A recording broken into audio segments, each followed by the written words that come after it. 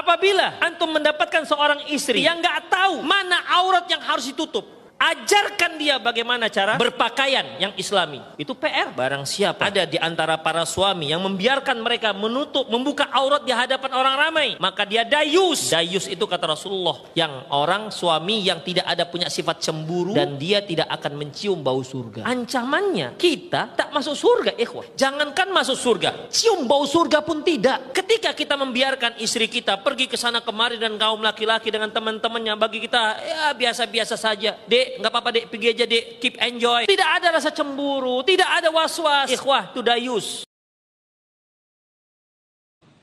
Tawakal tidak menafikan ikhtiar. Ikhtiar baru tawakal. Saya ambil contoh, ya.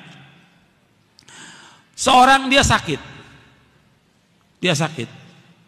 Dia mengatakan saya tawakal kepada Allah. Benar atau tidak? Saya ulangi, jangan tidur. Ya. Orang ini sakit, dia katakan saya sakit ya saya tawakal kepada Allah. Benar atau tidak? Yang benar bagaimana? Berobat dulu. Setelah berobat ini ikhtiar, baru dia tawakal. Kata Nabi, likulli da'in dawa, fatadawau, wala tatadawau biharam. Setiap penyakit ada obatnya. Berobatlah kalian. Fatadawau. Berobatlah kalian. Wala tatadawau biharam. Jangan berobat dengan yang haram. Jadi berobat dulu. Sembuh atau tidak, serahkan kepada siapa? Kepada Allah. Tapi dia sudah ikhtiar. Ada orang lagi mengatakan, ya saya usaha begini aja. Saya tawakal kepada Allah. Ikhtiar dulu. Saya pengen dapat rezeki, saya diam di rumah. Ya nggak bisa rezeki itu datang. Ikhtiar dulu. Ke pasar atau bawa dagangan atau tawarkan barang kepada orang, baru tawakal kepada Allah. Kadang orang umpamanya mengatakan saya pengen jadi orang pinter, memahami tentang ilmu syar'i, tapi dia nggak pernah ngaji, nggak pernah nuntut ilmu. Benar atau tidak? Tawakal kepada Allah. Nggak bisa. Belajar dulu, baru kemudian dia tawakal kepada Allah. Ada orang mengatakan saya ini tawakal kepada Allah, saya pengen punya anak, tawakal kepada Allah, tapi dia nggak nikah. Ini nggak waras namanya yang seperti ini. Ya harusnya nikah dulu. Kemudian dia minta kepada Allah keturunan. Nikah dulu, jalankan syariatnya sesuai dengan syariat. Kemudian minta kepada Allah SWT. Dan yang lainnya lagi, semua seperti dalam Islam. Jadi harus dia tawakal kepada Allah dengan apa? Dengan ikhtiar dulu. Makanya ketika ada seorang sahabat yang datang ke Masjid Nabawi, kemudian dia ontaknya dilepas. Tawakal kepada Allah. Apa kata Nabi? I'qilha tsumma tawakkal Allah. Ikat dulu ontanya, baru tawakal kepada Allah. Jangan kita ngaji motor, kita orang ngaji motor nggak bakal orang ambil. Kita kan mau sholat di masjid, sudah kuncinya taruh aja di motor, sholat, motornya hilang sudah. Alasannya tawakal, tidak bisa. Justru kalau perlu ke masjid itu kuncinya ganda. Gitu. Jadi motor kuncinya ganda, karena orang banyak maling di masjid. Jadi tawakal itu dengan apa? Ikhtiar dulu. Kunci dulu motornya atau mobilnya, baru tawakal kepada Allah. Itu Nabi yang mengajarkan demikian. Zikir Ustaz, bagaimana perbandingan antara zikir pagi dan petang dengan membaca Al-Quranul Karim? Karena terkadang kita malas untuk zikir pagi dan petang disebabkan membutuhkan waktu yang sedikit lama. Dan beberapa teman lebih mengutamakan langsung mengaji setelah zikir sholat fardunya. Karena mereka berkata sebaik-baiknya zikir adalah membaca Al-Quran. Mohon nasihat dan jawabannya Ustaz. Nah jamaah, subhanallah ya. Memang ilmu ini membuat kita jadi tahu mana yang mulia dan mana yang lebih mulia. Kalau memilah antara yang penting dan tidak penting, insya Allah semua orang bisa melakukan hal itu. Tapi memilah antara yang penting dan lebih penting, dua-duanya penting, mana yang lebih penting? Berkaitan dengan zikir, jelas zikir yang paling mulia adalah membaca Al-Quran. Al-Quran itu termasuk zikir. Allah mengatakan inna nahnu nazzalna dzikra wa inna lahu lahafidz. Zikir. Allah mengatakan waman a'rada an dzikri, barang siapa yang berpaling dari peringatanku, itu Al-Quranul Karim. Kemudian gimana antara zikir pagi sore dengan membaca Al-Quranul Karim? Ketika kita meletakkan baca Al-Quran di waktu berzikir pagi sore, maka kita akan kehilangan waktu mulia berzikir itu. Baca Quran bisa kapan aja antum. Baca Quran setelah matahari terbit, di kamar. Tapi zikir pagi ini berakhir waktunya dengan terbitnya mentari. Kemudian zikir sore berakhir dengan tenggelamnya matahari umpamanya. Antum kehilangan waktu itu. Maka orang yang cerdas adalah yang ketika memanfaatkan waktu yang tepat untuk amalan yang tepat pada waktu itu. Ketika mendengarkan azan, ketika ada yang azan, amalan apa yang paling tepat? Menjawab azan. Itu yang paling mulia. Ketika ada orang salam, amalan apa yang paling mulia? Antum mengatakan subhanallah, subhanallah, subhanallah. Ada orang salam, subhanallah, subhanallah, subhanallah. Qul waalaikumsalam, itu lebih mulia pada waktu itu. Karena untuk lanjutannya antum bisa lanjutkan zikir itu nantinya. Hadza wallahu a'lam bissawab. Kita sebagai orang tua berusaha mendidik anak-anak, membimbing mereka, jauhkan mereka dari sebab-sebab yang bisa merusak mereka. Jangan bermudah-mudah menyenangkan mereka sehingga menjerumuskan mereka pada perkara-perkara yang bisa merusak fitrah mereka. Jika ada seorang anak misalnya harus belajar di luar negeri, di negeri kafir, dan itu ilmu tersebut memang harus dipelajari, maka bekali dengan agama yang benar dan selalu mutabaah, mengikuti, mengontrol. Jangan dibiarkan begitu saja ya. Jika ada temannya datang di rumah dan kita tahu temannya rusak, jangan kita biarkan sudah kau main sama temanmu tapi jaga diri. Jangan seperti itu. Jauhkan dia dari teman tersebut karena pengaruh teman sangat luar biasa. Perumpamaan orang tua yang seperti ini, yang pede dengan kebaikan anaknya, dibiarkan anaknya bermain dengan siapa saja, dibiarkan anaknya berinteraksi dengan siapa saja, dan akhirnya anaknya rusak. Ini sama seperti pepatah diucapkan oleh orang-orang Arab. Seorang penyair berkata, alqahu fil yammi maktufan wa qala lahu iyyaka an tabtalla bil ma. Seorang melemparkan temannya di sungai atau di laut dengan diikat tangannya, kemudian dia berkata, hati-hati jangan sampai kau tenggelam, jangan sampai kau terkena air. Bagaimana dia tidak terkena air? Bagaimana dia tidak tenggelam sementara kau melemparkannya di situ dalam kondisi kedua tangannya terikat? Oleh karena seorang waspada ya, karena rasa cinta, sayang kepada anak yang berlebihan bisa justru merusak anak-anak tersebut. Tidak semua apa yang diinginkan oleh anak kita berikan. Kita harus waspada. Di luar sana banyak sekali kerusakan-kerusakan, kejahatan-kejahatan yang bisa merubah anak kita dari baik menjadi tidak baik. Dan akhirnya ketika anak kita rusak, kita akan menyesal. Kita akan sengsara. Dan sebaliknya jika anak kita baik, maka kita akan bahagia dunia maupun di akhirat. Bagaimana hukumnya seorang ustadz atau dai atau kiai yang menerima amplop upah setelah dia dakwah atau mengisi kajian?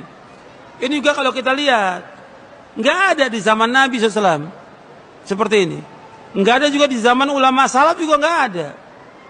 Yang ada kan belakangan aja. Orang habis ngajar kasih amplop.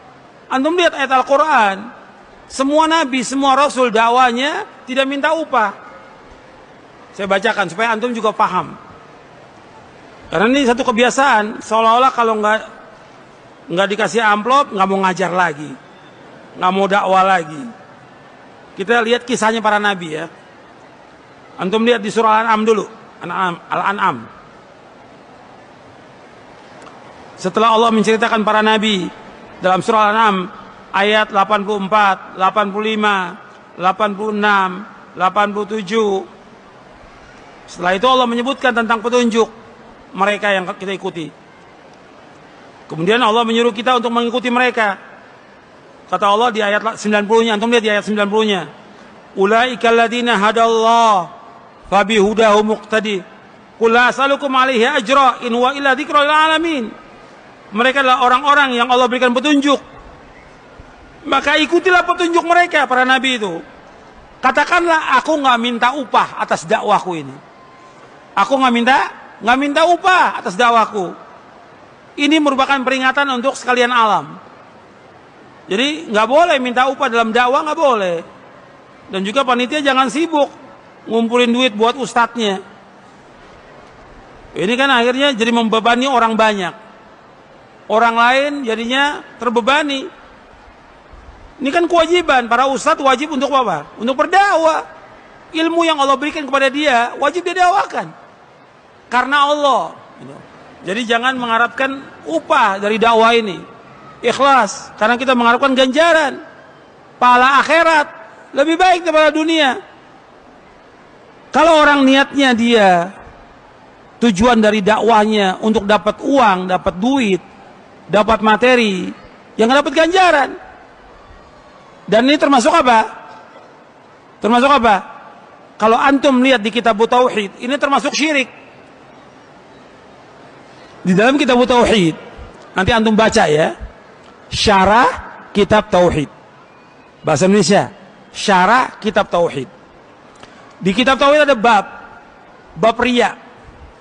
Setelah bab riya, setelah bab itu ada bab lagi, yaitu bab minasyirki iradatul insan bi'amalihi dunya. Termasuk syirik seorang beramal tujuannya untuk dunia. Termasuk syirik. Dibawakan dalilnya, ayatnya dan penjelasannya. Makanya itu harus hati-hati. Kalau seandainya dia mengajar, dia karena Allah, dia ikhlas, kemudian suatu waktu dia orang mengasih, dia orang kaya, dia mampu, ingin memberikan hadiah, enggak apa-apa, boleh. Tapi bukan itu yang dia cari. Kalau sekarang banyak ustaz-ustaz ingin mengumpulkan apa? Harta. Dengan dia berdakwah ini. Dakwah ini karena Allah. Antum lihat para nabi, para rasul, susah hidupnya. Tapi mereka punya maisha sendiri. Jadi para dai, di samping dia dakwah, dia harus punya apa? Maisha, mata pencarian. Lalu timbul pertanyaan, bagaimana kita bisa tahu sedangkan kita tidak pernah tahu kapan kita wafat? Kaidah para ulama mengatakan, man 'asha 'ala syai' mata 'alaih. Barang siapa yang hidup dengan pola tertentu, maka kemungkinan besar dia akan diwafatkan dengan pola tersebut. Dan begitulah hukum umum yang terjadi di dunia ini. Seseorang secara umum akan diwafatkan sesuai dengan pola dia yang dia bangun dalam kesehariannya. Betapa banyak orang yang meninggal di tempat-tempat maksiat. Kenapa? Karena rutin dia pergi ke sana. Ada banyak orang meninggal dengan harta haram. Kenapa? Karena pola dalam hidupnya adalah makan harta haram. Ada orang meninggal dalam kondisi sujud, karena dalam hidupnya polanya adalah beribadah, bertakarrub dan sujud kepada Allah Subhanahu wa taala. Ada orang meninggal dalam kondisi talbiyah pada saat haji atau umrah, labbaik Allahumma labbaik, karena pola dia, walaupun itu adalah umrah pertamanya atau haji pertamanya, tapi polanya selama ini adalah senantiasa menyambut seruan-seruan Allah Subhanahu wa taala. Dan kalimat talbiyah artinya adalah saya sambut seruan dan undanganmu ya Allah Subhanahu wa taala. Man 'asha 'ala syai' mata 'alaih. Barang siapa yang hidup dengan pola tertentu, kemungkinan besar dia akan diwafatkan dengan pola tersebut. Oleh karena itu hadirin sekalian, jagalah pola kita. Kita tidak pernah tahu kapan kita wafat. Kita tidak bisa menentukan kapan kita wafat. Tapi kita bisa memilih dengan pola apa kita hidup. Kita bisa menentukan dengan taufik Allah Subhanahu wa taala pola apa yang kita akan gunakan. Apakah pola yang Allah cintai atau pola yang dibenci oleh Allah Subhanahu wa taala. Opsi hanya dua, ke surga atau ke neraka. Tidak ada opsi ketiga. Nabi SAW mengatakan fakulun nasi yagdu. Setiap manusia akan melangkah dan akan berjalan. Detik demi detik itu tidak pernah berhenti. Menit demi menit itu tidak pernah berhenti. Kita akan terus beraktivitas, kita akan terus berjalan. Namun yang membedakan adalah fakulun nasi yagdu. Setiap manusia akan berjalan. Famu'tiquha au mubiquha. Ada seseorang yang kehidupannya ia gunakan untuk membebaskan dirinya dari api neraka, dan sebagian orang yang kehidupannya dia gunakan untuk menjerumuskan dia ke dalam api neraka. Maka fa'tabiru ya ulul albab, maka ambillah pelajaran bagi orang-orang yang memiliki akal sehat.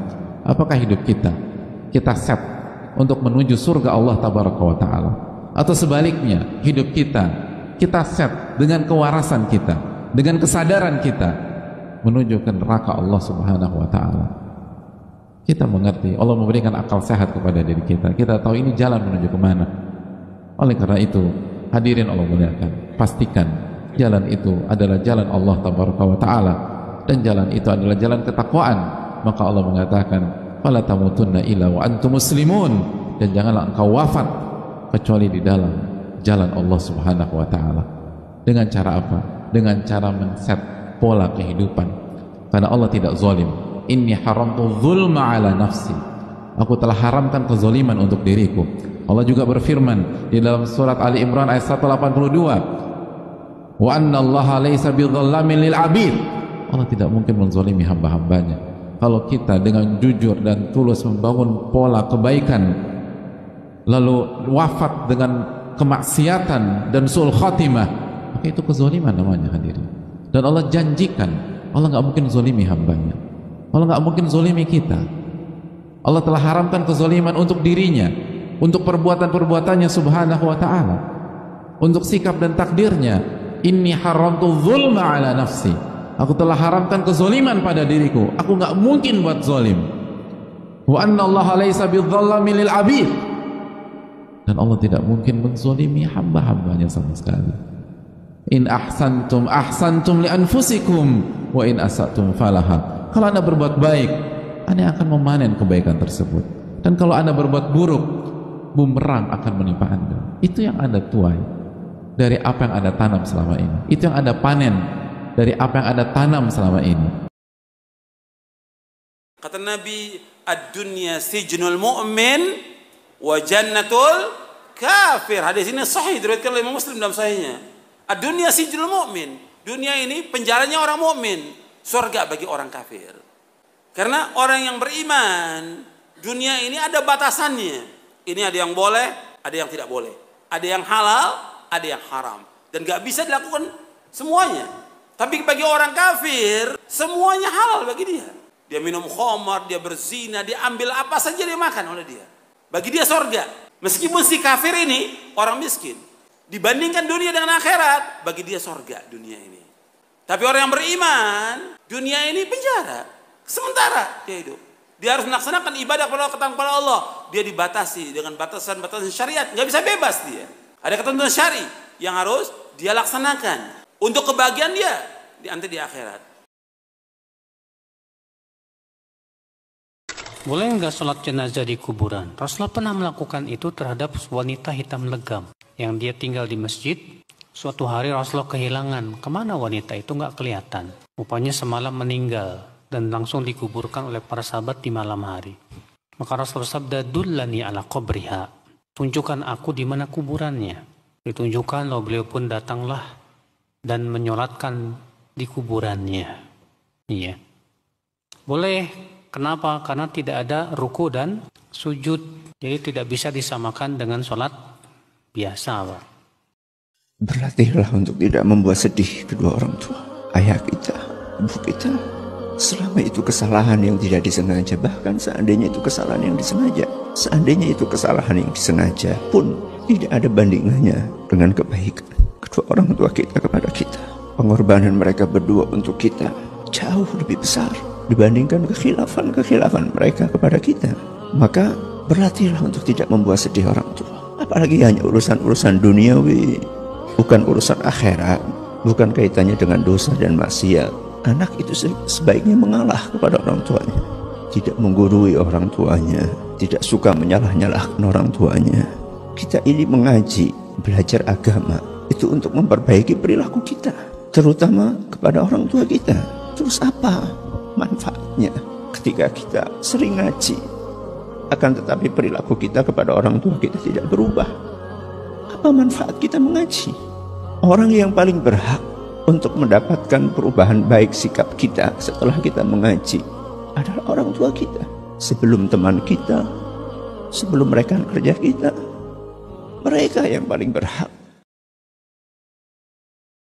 Kalau ada orang yang berkata, kita sudah mengaji, kita sudah berusaha untuk menjauhkan syirik dan kita bertauhid kepada Allah, tapi kenapa tidak mengalami ketenangan dalam hati kita, dalam rumah tangga dia? Kenapa nggak aman? Ini sudah 3 kali saya ulang. Kenapa tidak aman? Tidak aman, tidak tentram, tidak sakinah. Karena apa? Dia dikuasai oleh hawa nafsu, dia digoda oleh syaitan, dan dia disibukkan dengan dunia. Itu yang membuat dia tidak tenang. Orang kalau sibuk dengan dunia, disibukkan dengan dunia, terus menerus dengan dunia, maka nggak akan mendapatkan ketenangan. Dan Allah tidak pernah memuji tentang dunia, tidak. Semua Allah sebutkan dengan kejelekan. Dan Nabi SAW tidak pernah memuji tentang dunia, dan Nabi menyebutkan kejelekan tentang dunia. Ketika orang sibuk dengan dunia, maka yang terjadi kegelapan dalam hatinya, ketidaktentraman, tidak ada ketenangan. Berpegang teguh dengan sunnah itulah keselamatan. Jadi caranya antum saat ini belajar, antum sudah tahu ilmu yang benar. Ketika ada orang berbuat salah, jangan sikapi, tanggapi dengan kesalahan. Hadapi dia dengan sunnah. Karena bid'ah tidak akan bisa dipadamkan dengan bid'ah. Bid'ah itu ketika muncul berpotensi untuk mematikan sunnah. Maka antum hidupkan sunnah supaya bid'ahnya yang jatuh. Makanya kita tidak melawan celaan dengan celaan. Kita tidak melawan kezaliman misalnya penguasa dengan ikut-ikut mengkritik mereka terang-terangan. Tidak. Tetap kita doakan mereka. Lau kanat li da'watun mustajabah ma ja'altuha illa li sultan, kata Imam Ahmad rahimahullah taala. Seandainya aku punya doa yang terkabulkan, aku tidak akan jadikan kecuali untuk berdoa bagi kebaikan penguasa. Padahal beliau disiksa sampai 3 khalifah dipenjarakan. Jadi intinya hikmahnya di sini para jamaah. Kenapa ain itu ada? Takjub dan hasad. Supaya jangan pamer. Sehingga kita nggak usah pamer juga para jamaah. Yang dikhawatirkan dari pamer itu adalah bagi kita, kalau kita sering pamer, yang dikhawatirkan adalah muncul rasa kesombongan. Menisbatkan nikmat terhadap diri sendiri. Ini bahaya. Yang bahaya dari pamer adalah orang pamer itu mau nggak mau ada terselip kesombongan pasti. Kan pengen menunjukkan ini hasil upaya saya. Ya, seharusnya yang benar kalau ada kenikmatan maka tidak lupa kita sandarkan kepada Allah Subhanahu wa taala. Allah yang membantu saya, Allah yang begini, maka nggak selayaknya kita pamer disertai dengan kesombongan. Ya, apalagi diantara semua penyakit hati yang paling bahaya kesombongan. Paling bahaya, makanya hadisnya la yadkhulul jannata man kana fi qalbihi mithqala dzarratin minal kibr.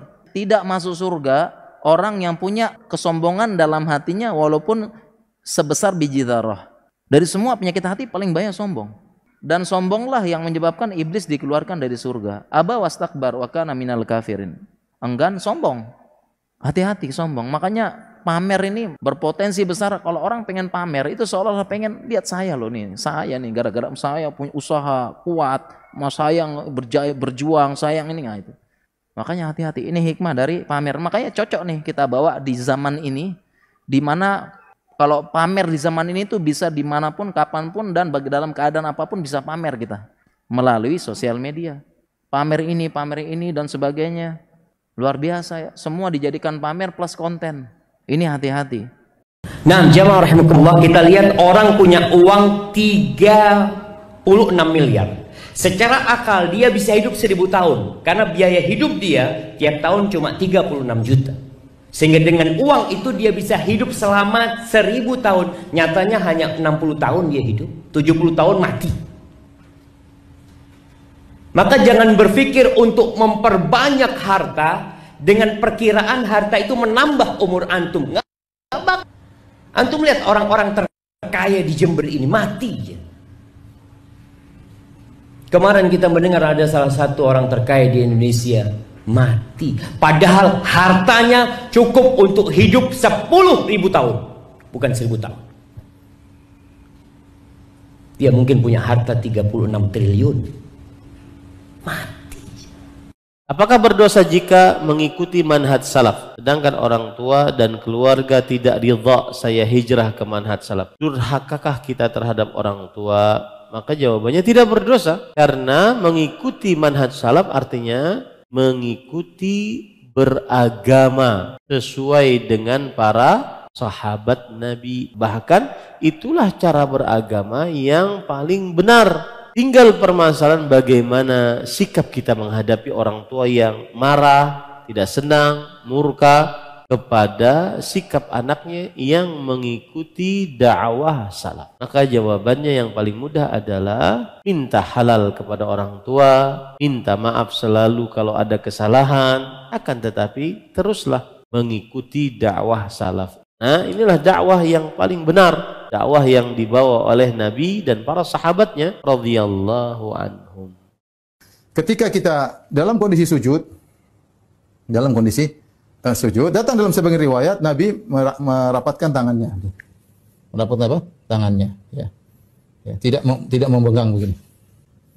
Tapi beliau merapatkan. Dalam sebagian riwayat ini dipersingkat oleh para ulama, tapi dihasankan oleh Syekh Albani, yaitu dengan merapatkan tangan. Kemudian ketika kita sujud, ya, perhatikan ketika kita sujud dalam kondisi jari-jari bisa sejajar bahu, bisa sejajar telinga. Jadi ketika kita sujud, bisa jari-jari kita sejajar bahu, bisa jari-jari kita sejajar telinga. Bebas, alhamdulillah dua-duanya boleh. Ya. Kemudian ketika kita sujud, lengannya agak dibuka, jangan ditempelin begini, ya. Kecuali kata para ulama dalam kondisi berjamaah. Kalau berjamaah kita begini, jangan kita buka sehingga tetangga kita mencium bau ketek kita. Jangan kita begini. Ya. Tapi kalau kita sholat sendiri jadi imam atau sholat sendiri, maka kita buka. Jangan begini. Tidak semua nikmat itu diberitahukan pada orang lain. Karena ada orang yang senang, ada orang yang nggak senang. Sama dengan dunia media sosial saat ini, ibu-ibu, bapak-bapak. Ini emak-emak ini yang paling gaul ini pokoknya. Nggak semuanya itu di-share, diposting. Saya lagi makan pecel lele. Pecel lele diposting ini loh. Kecuali jenengan penjual ya ora apa-apa, atau tukang promo ya ora apa-apa, atau ingin lariskan dagangan orang ya ora apa-apa. Namun ada yang nggak senang kalau jenengan pamerkan pecel lele tadi. Wah, ibu iki sombong tenan ini loh. Ya padahal ibu cuma foto doang itu. Belum foto tas, tasnya branded lagi. Branded apa iki mereknya? Padahal KW loh, coba lihat. Ada sesuatu yang nggak perlu sampaikan ke orang lain karena ada orang yang senang, ada orang yang nggak senang. Betul nggak? Jangan dibiasain perempuan datang ke dokter laki, yang laki datang ke dokter perempuan. Jangan. Ini zaman now, alhamdulillah dokter banyak. Laki perempuan ada. Kalau nggak kepepet-pepet banget mah, jangan. Jangan dibiasain, jangan bermudah-mudahan masalah hal ini. Ya, ini banyak para perempuan nih, subhanallah. Kayaknya kalau udah dokter aja, udah ada mahram kita kalau dokter mah. Ya, buka jilbabnya, buka, udah santai aja lah. Haula wala quwata illa billah. Nggak boleh, haram. Haram. Ya, sama di penyakit perempuan. Kalau yang datang tuh ojek online sama biasanya. Atau orang-orang yang suka bolak-balik seperti misalnya tukang galon misalnya. Yang masukin air ke dalam rumah. Itu biasa dianggap santai aja, nggak boleh. Mesti dijaga aurat kita sama yang bukan mahram kita, mesti dijaga termasuk dokter dan lain sebagainya. Ya, jadi tidak perlu datang ke dokter yang lawan jenis yang bukan mahram bagi kita, kecuali memang kasus-kasus yang tidak didapatkan kecuali dokter tersebut. Apa hukumnya mengusap wajah setelah sholat dan setelah berdoa? Apa hukumnya bersalaman setelah sholat? Semuanya nggak pernah ada tuntunan dari Nabi SAW. Jadi nggak ada tuntunan Nabi SAW setelah salam mengusap wajah. Itu nggak ada dalilnya. Satu pun nggak ada hadisnya. Jadi nggak ada. Sama dengan habis berdoa usap wajah. Nggak ada, ini cuma tradisi kita saja. Saya juga lihat ada tradisi banyak sekali ya di Indonesia yang dijadikan sebagai sebuah bawaan gitu. Kalau pada saat kunut pun subuh membalik telapak tangan. Saya nggak tahu kenapa balik telapak tangan itu, gitu kan? Katanya karena ada doa di situ minta agar dijauhkan dari keburukan. Tidak pernah ada riwayat menjelaskan Nabi SAW yang membalik telapak tangan pada saat berdoa. Yang ada adalah beliau pernah mengangkat tangan, iya, gitu kan? Beliau pernah berdoa tidak mengangkat tangan, iya. Ini yang ada. Bahkan beliau pernah mengangkat tangan sangat tinggi, itu sampai kelihatan ketiak beliau SAW. Itu memang ada. Hadis-hadis sahih semuanya. Tapi kalau dibalik telapak tangan nggak ada. Ini aneh-aneh ini. Ya, jadi tidak boleh dibuat. Gitu. Jadi ini tidak pernah ada sunnahnya ya. Termasuk ikhwas sekalian tidak boleh bersalaman setelah sholat kalau dijadwalkan itu. Dianggap bagian paket dengan sholat berjamaah. Jadi dianggap nggak enak kalau nggak salaman gitu kan. Lain kalau habis sholat memang kebetulan kita mau pamit, mau jalan, kemudian salaman. Tidak dihubungkan dengan zikir habis sholat ya. Dengan habis sholat itu tidak ada masalah. Tapi kalau kayak kita biasa di Indonesia ini kan sudah jadi tradisi salaman. Apalagi ditambah lagi dengan membaca salawat keliling-keliling masing-masing semua. Ini sama sekali nggak ada tuntunannya ikhwah ya. Hati-hati, jadi nggak boleh. Nggak bolehnya itu bukan karena salawatnya. Ibnul Jauzi pernah berpesan dalam kitabnya At-Tadhkirah. Barang siapa yang ingin amalnya tidak terputus setelah kematiannya, maka sebarkanlah ilmu dengan menulis atau dengan diajarkan. Pak, tapi saya kan nggak bisa kayak gini Pak. Suruh ngasih ilmu apa Pak? Anda kalaupun tidak bisa misalnya memberikan ilmu dan menyebarkan ilmu, minimal ikut mendukung penyebaran ilmu.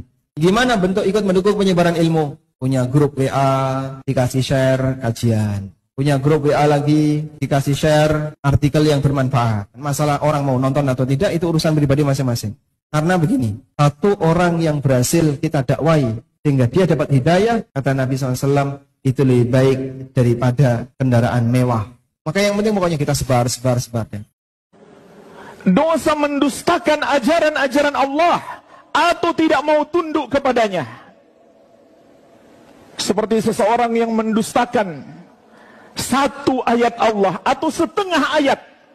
Bahkan ulama Islam dari 4 mazhab semuanya sepakat, jika ada orang yang sudah menjadi muslim lalu dia mendustakan satu huruf Al-Quran, maka batal Islamnya. Bagaimana kalau dia mendustakan satu ayat atau satu surat? Dia tidak percaya terhadap satu ayat Allah, atau dia tidak percaya terhadap satu hadis Nabi Muhammad SAW. Seperti Allah mengabarkan tentang adanya hari akhirat. Allah mengabarkan tentang adanya surga dan neraka, tapi dia tidak percaya atau dia masih kurang yakin.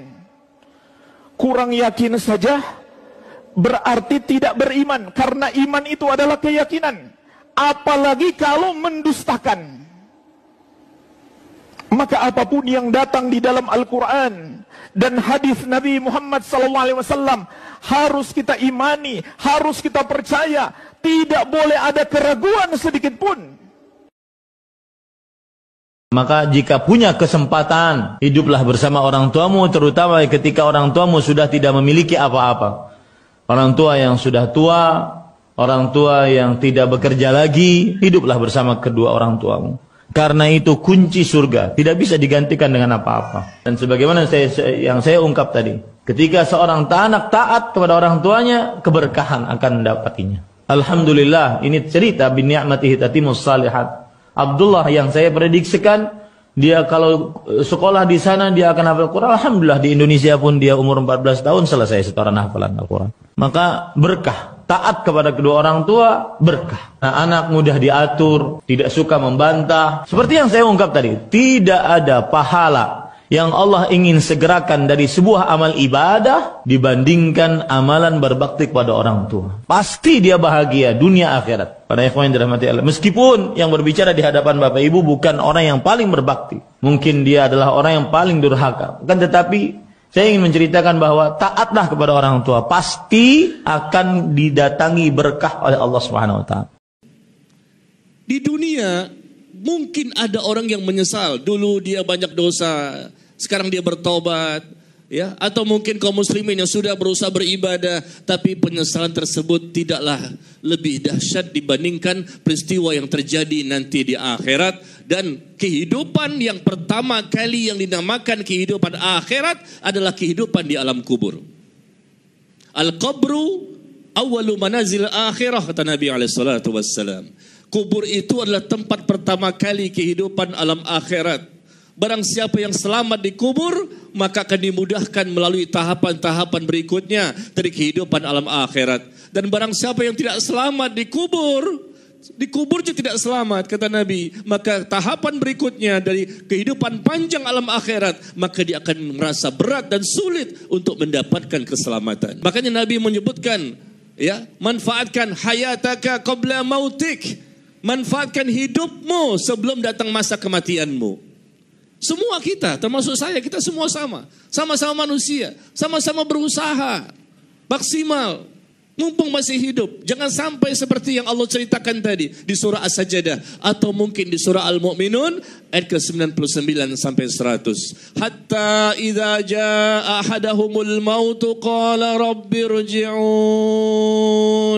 la'alli a'malu salihan fima taraktu kalla innaha kalimatun huwa qailuha wa min waraihim barzakhun ila yaumi yub'atsun.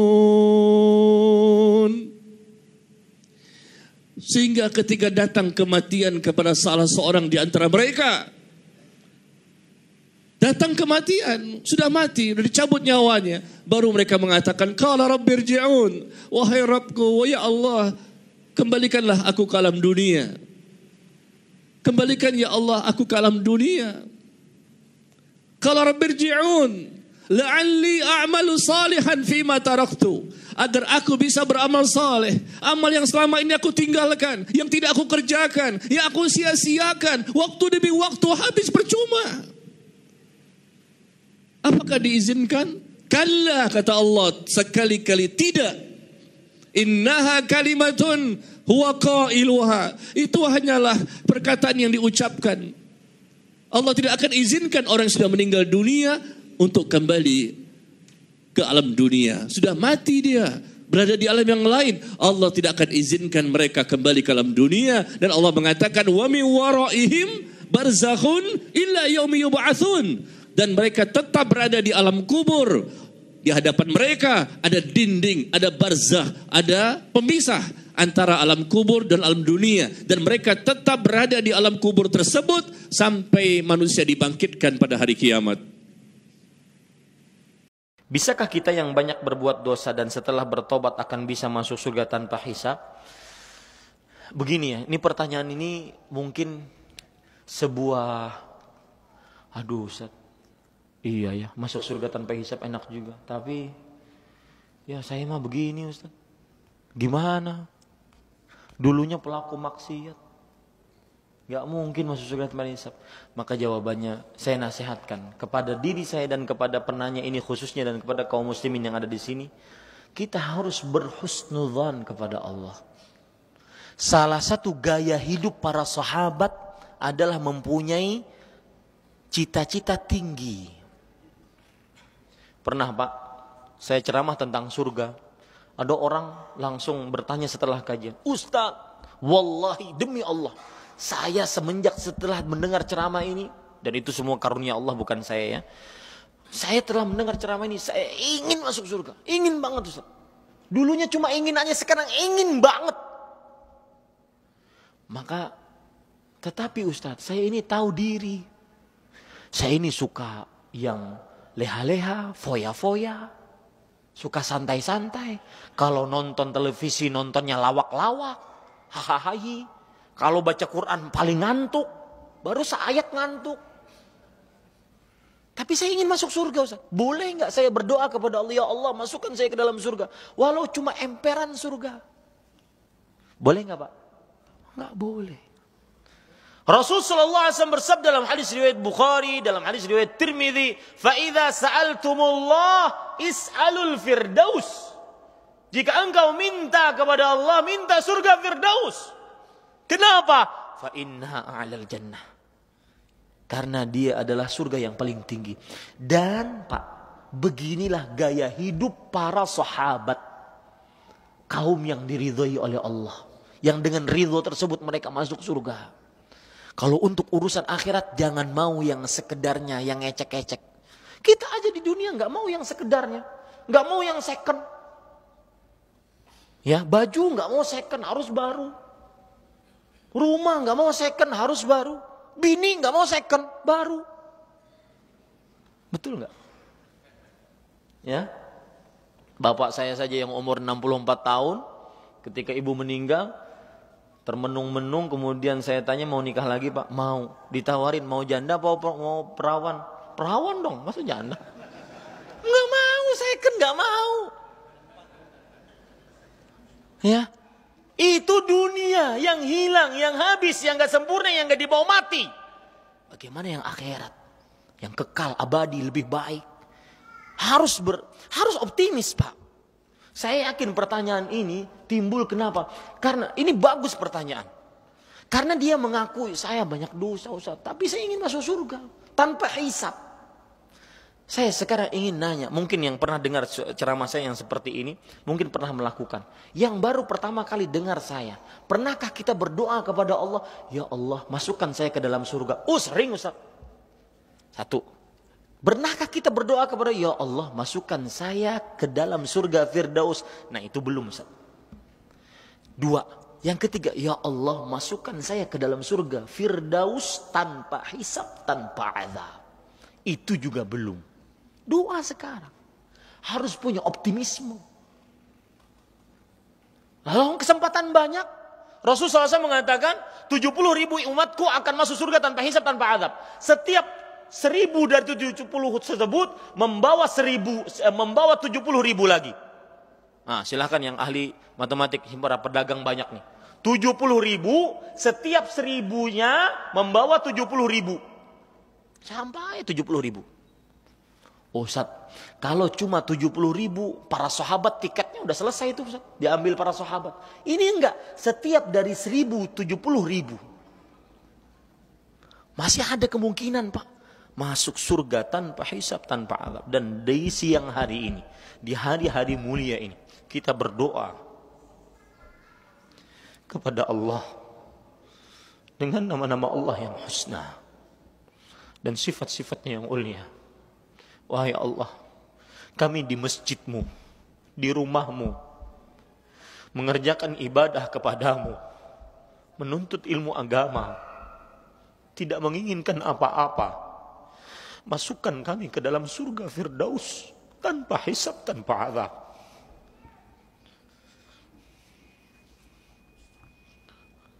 Harus Pak punya cita-cita tinggi. Kita makhluk penuh dosa, betul.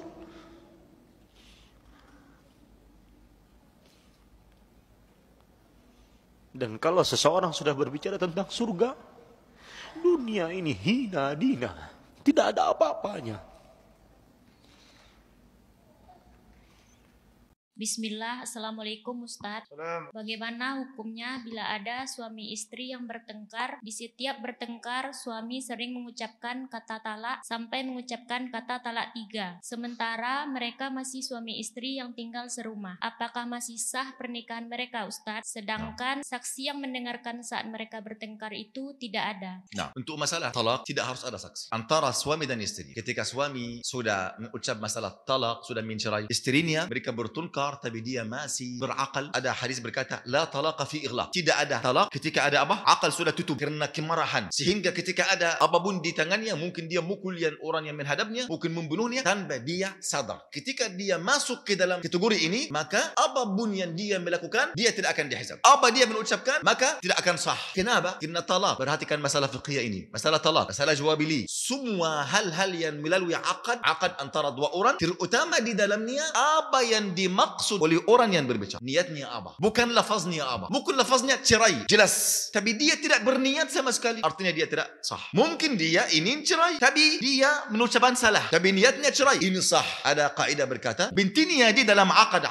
bukan hanya dengan lafaz-lafaz, tetapi dengan apa? Apa yang dimaksud? Apa di dalam niatnya? Paham? Dia berniat apa? Ini masalah akad. Selalu. Akad jual beli, akad cerai, akad nikah. Apapun ini tergantung niatnya. Termasuk dalam hadis Nabi, innamal a'malu bin niyat. Segala amalan tergantung apa? Niatnya. Taib. Orang bertengkar sama istrinya. Kemudian dia sering berkata anti talak. Tapi dia masih akal. Hanya dia marah. Tidak ada orang cerai istrinya kecuali dalam kondisi marah. Tapi masih sadar. Ketika dia mengucap anti talak secara jelas, maka sah. Taib. Kalau satu majlis berkata anti talak, talak 2 kali. Apakah ini dihitung 2 kali talak atau 1 kali? Khilaf antara ulama. Jumhur ulama berkata ini 2 kali. Malikiyah, Hanabilah, Syafi'iyah, Hanafiyah berkata ini 2 kali. Bahkan saya sudah menghitung, hampir banyak dari sahabat Nabi SAW sudah berfatwa ini 2 kali. Jika dia berkata kepada istrinya anti talik, talik, talik 3 kali dalam satu majlis, maka ini sudah tidak boleh dia nikah sama sekali. Kecuali wanita sudah nikah orang lain, kemudian ketika orang ini meninggal atau mencerai dia, boleh dia kembali kepada yang pertama. Ini jumhur ulama. Yang menelisih mereka Al-Imam Ibn Taimiyah berkata ketika 3 kali atau 2 kali atau 1000 kali dalam satu majlis, maka ini 1 kali. Yang rajah kata jumhur ulama. Karena jumhur ulama sesuai dengan dalilnya, kemudian sesuai dengan apa? Dengan fatwa para sahabat Nabi SAW. Maka kita harus berhati-hati. Jika mereka yang sudah melakukan ini masih sebagai suami istri, tidak boleh. Walaupun 1000 orang berkata untuk mereka, berfatwa, oh anti masih suami untuk beliau, dan ini karena anak-anak, ini tidak boleh dalam Islam. Nah itu para ulama dahulu, mereka sangat kabur dari masalah apa? Fatwa di dalam masalah talak. Mereka berkata apa? Apakah saya kasih mereka fatwa untuk mereka masih suami istri? Mereka berlazat, saya azab di neraka jahannam. Saya tidak mau fatwa. Ini secara umum, bukan fatwa khusus untuk kakak yang tanya sekarang, tidak. Secara umum, kalau orang cerai istrinya, dia marah atau tidak, tapi kalau marah dia masih sadar, akalnya tidak tutup sama sekali, artinya cerai ini sudah sah. Ketika lebih dari 1 kali, ini sudah terjadi. Ada orang berkata kepada Ibnu Abbas, saya cerai istri saya 1000 kali. Dia berkata, anti talik dengan 1000 kali. Dia berkata, 1000 kali. Apakah ini 1 kali atau kalau sudah 3 kali sudah selesai? Kata Ibnu Abbas, 3 kali sudah selesai. Ini tidak boleh. Dia kembali kepada anta, kecuali dia sudah nikah, kemudian dicerai atau jadi janda, kemudian kembali kepada anta dengan nikah yang baru. Wallahu ta'ala a'lam. Ketika Nabi SAW ditanya oleh Uqbah ibnu Amir radhiyallahu ta'ala anhu, ya Rasulullah, man najatu, wahai Rasulullah, apa hakikat keselamatan? Kata beliau, hakikat keselamatan ada 3. Amsik alaika lisanak, kau kekang, kau penjarakan lisanmu, bicara yang baik atau diam. Wal yasa'ka baituk, kau lebih banyak berada di dalam rumah, bila keluar rumah itu akan menjerumuskanmu dalam maksiat, maka itu hakikat keselamatan. Yang ketiga, kau bisa menangisi dosa-dosa kesalahan. Seseorang yang bisa menangisi dosa kesalahannya luar biasa. Itu masalahnya Pak Ustadz. Saya susah kalau nangis ketika bersama dengan Allah. Iya, harus dilatih. Karena kita takut jangan-jangan ketika sendirian sekalipun gak ada siapa-siapa, tidak ada yang melihat kita, kita bahkan tidak bisa menangisi dosa-dosa di hadapan Allah Subhanahu wa Ta'ala. Jangan-jangan hati kita sudah mati. Kalau tidak bisa nangis secara spontan, ya udah berusaha untuk menangis-nangisi. Menangis-nangiskan diri, mengingat betapa banyaknya dosa kemaksiatan kita, betapa mengerikannya ancaman siksa di neraka, betapa sedikitnya istighfar kita, betapa tidak berimbangnya amal salih kita. Kita nangis. Maka kata Nabi SAW, hakikat keselamatan ada 3. Menjaga lisan, lebih banyak berada di rumah ketimbang keluar rumah jadi dosa dan maksiat, dan bisa menangisi dosa-dosa. Ketika kita terbangun di tengah malam, masyaallah muslimin, ada sebuah hadis Nabi yang ingin kita sampaikan. Dan ini bukan tahajud. Insya Allah lebih ringan daripada tahajud. Dari Nabi kita tercinta Muhammad sallallahu alaihi wasallam, beliau bersabda, "Man ta'arra minal laili." Barang siapa yang terbangun di malam hari. Faqala, ketika terbangun itu dia ucapkan, "La ilaha illallah wahdahu la syarikalah. Lahul mulku wa lahul hamdu wa huwa ala kulli syai'in qadir. Subhanallah walhamdulillah wa la ilaha illallah wallahu akbar wa la hawla wa la quwwata illa billah." Thumma qal, kemudian diucapkan lagi, "Rabbil firli." Ya Allah, ampuni aku. Illa istujiba lahu. Kalau itu terjadi, maka Allah akan ampuni itu, akan kabulkan itu. Saya melihat banyak orang-orang tua yang berumur 60 tahun lebih. Ketika azan dia tidak akan bergerak. Padahal waktunya bukanlah penuh, sibuk. Dia adalah orang yang sudah dipensiunkan. Dia sudah pensiun. Dia juga tidak banyak bekerjaan lagi. Tapi ketika azan mendengar dia tidak ada tergerakkan, ketahuilah hatinya memang sudah 60 tahun dibaluri dengan dunia, sehingga bagaimana dia akan kembali. Maka disebutkan oleh para ulama 60 tahun masa adalah masa yang benar-benar luar biasa. Jangan pula berlomba-lomba dengan anak muda untuk mencapai dunia. Sudah habis masanya. Masa akhirat yang harus digali lagi. Jangan pula memacu penduduk dunia dengan dunianya. Sudah, tinggalkan. Engkau sudah bau tanah. Lihatlah orang-orang yang sudah berumur. Bagaimana sulitnya mereka memaksa diri mereka untuk melakukan ketaatan. Kalaulah bukan masa muda dibiasakan untuk melakukan ketaatan, maka pada masa tua sangatlah sulit, sangat berat. Disebutkan bahwa suatu hari datang malaikat maut kepada Daud alaihissalam, menziarahinya. Ketika telah lama berbicara dengan Daud, maka Daud berkata kepada malaikat, "Wahai malaikat maut, saya ingin kepada engkau sebuah kebutuhan. Saya ingin berbicara dengan engkau." "Apa itu wahai Daud?" "Sebutlah." "Kalau seandainya telah sampai ajalku, maka kabarkanlah, beritakanlah kepadaku." "Baiklah, saya akan beritakan dan saya akan kirimkan utusan kepada engkau." Ketika sampai ajal Daud, datanglah malaikat maut. Apa kata Daud alaihissalam? "Wahai malaikat maut, bukankah engkau telah berjanji ketika akan dekat datang ajalku, engkau akan mengirimkan 1 atau 2 utusan?" Apa kata malaikat maut? "Itu telah saya lakukan wahai Daud, telah saya lakukan. Bukankah tegap badanmu sekarang telah menjadi bungkuk? Bukankah hitam rambutmu sekarang telah menjadi putih? Bukankah kencang kulitmu sekarang telah keriput? Itulah utusanku wahai Daud kepada semua manusia, mengabarkan bahwa kematian telah dekat kepada mereka." Maka dicabutlah nyawa Daud alaihissalam. Seorang muslim haruslah pandai dan pintar bagaimana bercocok tanam di musim-musim umur. Jangan kita meremehkan amal apapun. Kapan terbetik dalam hati kita untuk beramal soleh, segera kita lakukan. Masalah pahala serahkan kepada Allah Subhanahu wa Ta'ala. Lihatlah, Rasulullah SAW mengabarkan ada orang masuk surga gara-gara amalan yang sangat sederhana. Kata Nabi SAW, "Marra rajulun bi ghusni syajaratin ala dhahri tariq." Ada seorang lelaki lewat suatu jalan, tiba-tiba dia mendapati ada ranting atau dahan pohon yang berada di tengah jalan. Kata dia, la unahiyannahu anil muslimin, aku akan pindahkan dahan ini dari kaum muslimin, la yu'dhihim, jangan sampai ada orang lewat kemudian terkena dahan tersebut. Fasyakarallahu lahu fa udkhilal jannah. Allah pun mensyukuri orang ini, yaitu Allah beri balasan kepada orang ini, maka dia pun masuk surga. Gara-gara apa? Gara-gara amalan yang sepele tapi timbul dari kasih sayang kepada kaum muslimin. Dia tidak ingin ranting ini mengganggu orang Islam yang lain. Kelihatannya sederhana. Bahkan dalam hadis Rasulullah SAW sebutkan bahwasanya di antara cabang keimanan yang paling rendah adalah menghilangkan gangguan dari jalan. Kata Nabi SAW, al-imanu bid'un wa sab'una syu'bah. Sungguhnya iman itu ada 70 sekian cabang. A'laha kalimatul la ilaha illallah. Cabang iman yang paling tinggi adalah la ilaha illallah. Wa adnaha, dan cabang yang paling rendah imatatul adha 'anit tariq. Yang paling rendah adalah menghilangkan gangguan dari jalan. Wal haya'u syu'batun min syu'abil iman, dan rasa malu adalah bagian daripada keimanan. Rasulullah SAW sebutkan cabang keimanan paling rendah adalah menghilangkan jalan, menghilangkan gangguan dari jalan. Ada orang yang melakukannya ternyata dia masuk surga gara-gara melakukan suatu perkara yang kata Nabi cabang yang paling rendah. Kenapa? Karena keimanannya, karena niatnya, karena kasih sayangnya kepada kaum muslimin.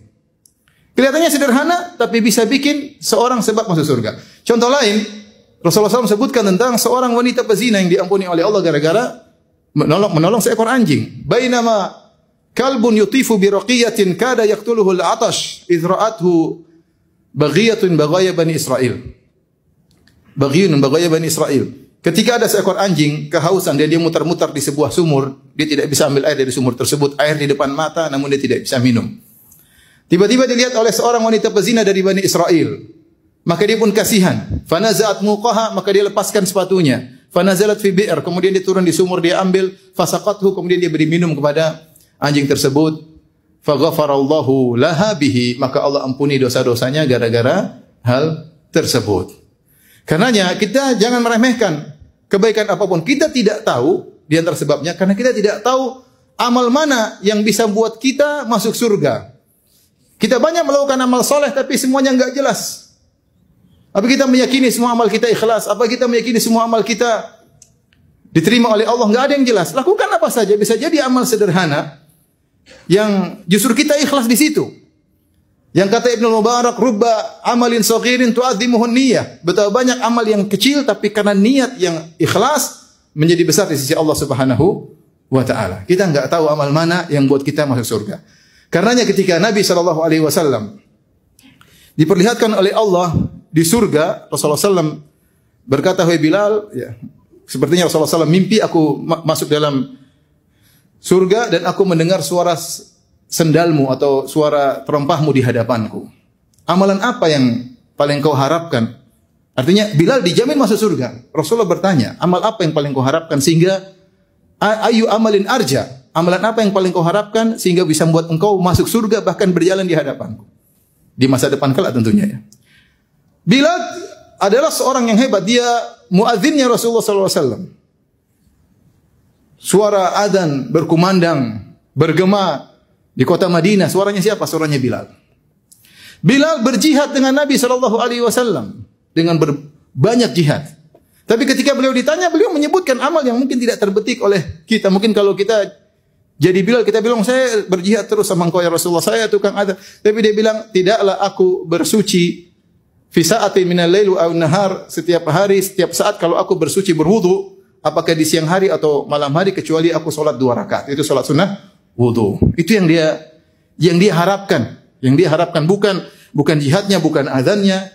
Karena tadi seorang tidak tahu amal mana yang bisa membuat dia masuk surga.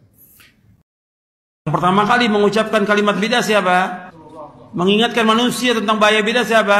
Rasulullah. Yang mengatakan bahwa semua bidah sesat siapa? Rasulullah. Yang mengatakan bahwa semua kesesatan tempat neraka siapa? Rasulullah. Nah kalau kita sampaikan begini, orang akan mengatakan, wah keras dakwanya. Keras. Apanya yang keras? Ini hadis Nabi. Saya dakwah nggak ngelemparin batu kok.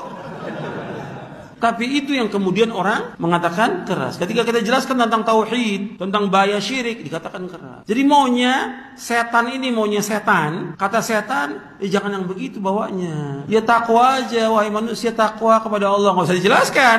Yang marah ketika kita jelaskan tentang syirik, tentang bid'ah, yang marah siapa? Setan pertama kali. Kemudian setan mewahyukan kepada wali-walinya, wali setan ini. Untuk apa? Untuk marah. Karena setan juga punya apa? Punya wali. Jadi ada dua wali, ada wali Allah, ada wali setan. Kalau antum mau tahu orang ini husnul khatimah atau su'ul khatimah, lihat 2 pekan, sebulan sebelum dia meninggal. Bukan dilihat fisiknya pada saat meninggal. Karena ada orang soleh, tapi terbakar di pesawat. Jatuh di lautan, dimakan badannya oleh ikan. Belum tentu dia su'ul khatimah, belum tentu dia buruk kematiannya. Seperti Hamzah dan para sahabat yang dimutilasi di perang Uhud. Hamzah itu hidungnya terpotong, berdarah semua, dadanya terbelah. Tapi dia sayyid syuhada, pimpinan para syuhada. Beberapa tokoh Quraisy ditemukan mati dalam kondisi kulitnya mulus. Tapi berarti dia tetap, bukan berarti itu dia baik, ahli neraka. Tolok ukurnya orang ini baik atau tidak, lihat beberapa hari sebelum dia meninggal. Karena kata Nabi SAW, orang kalau terbiasa dengan satu perbuatan, Allah akan tutup dengan itu. Terbongkar kedoknya pada saat mau meninggal tuh. Dia biasa ngisi taklim, dia meninggal dalam kondisi taklim. Dia biasa sholat, dia dalam kondisi sholat. Dia biasa sedekah, pada saat dia sedekah, Allah jadikan penutup amalnya itu. Kemudian yang terakhir dari buku ini, saya sebutkan tentang kesalahan-kesalahan sebagian ya. Kalau kesalahan dalam sholat, ratusan. Bukan belasan ya, bukan puluhan. Kesalahan dalam sholat, ratusan. Seperti disebutkan oleh Syekh Masyhur Hasan Salman dalam kitabnya Al-Qaulul Mubin fi Akhtalil Musallin. Dan buku ini sudah diterjemahkan dalam bahasa Indonesia. Al-Qaulul Mubin fi Akhtalil Musallin. Saya sebutkan di sini sebagian aja kesalahan. Seperti makmum masbuk kalau datang langsung ruku. Imamnya ruku ikut ruku. Tunggu. Masuk imam ruku, berdiri dulu, takbir.